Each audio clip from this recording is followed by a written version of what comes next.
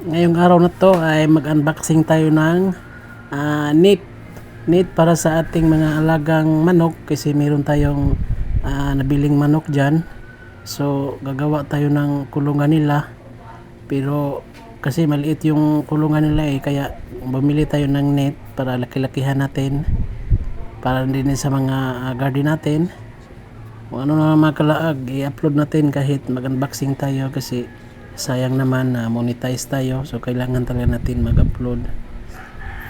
So hindi ibig sabihin na hindi na tayo magsisid pa rin tayo kasi yung pinaka front natin yung sphere facing. So sa ngayon kasi meron pa tayong ginagawa. So ayan, may dalawang pataba na tali ata. So itong nabili natin sa Shopee, bali matagal ito dumating, lagpas isang buwan. Yung height nito nasa 7 feet, tapos yung taas nito nasa 100 meter. So sa halagang 1,000 ayan na siya, 100 meter. So kasya na siguro to, sobra pa. Tsaka ano pa yung mga garden natin, malagyan natin ng net ba para hindi ng manok, kakain kasi ng manok yung mga puno, kaya napilitan tayong bumili nito para na din sa ating mga manok. Pero yung manok natin may lahi siya, hindi ako mag-alaga ng manok na native kasi pag native wala, logi tayo dyan kasi para ito sa mag-aalaga ng mga manok.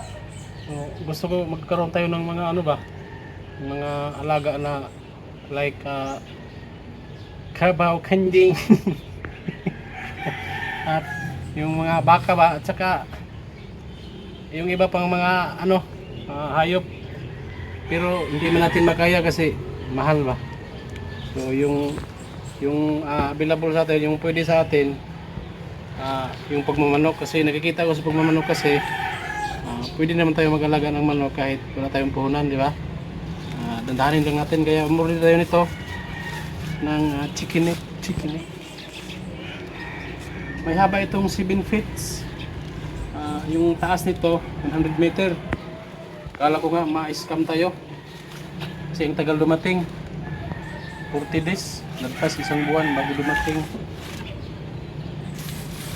Baka gusto niyo umorder sa halagang 975 pesos. Ito yung kanyang resulta. Yan wala na. May nakalagay pa nylon doon, may malaking nylon. Yung resulta maliit. Ito. Gugmay gud daw.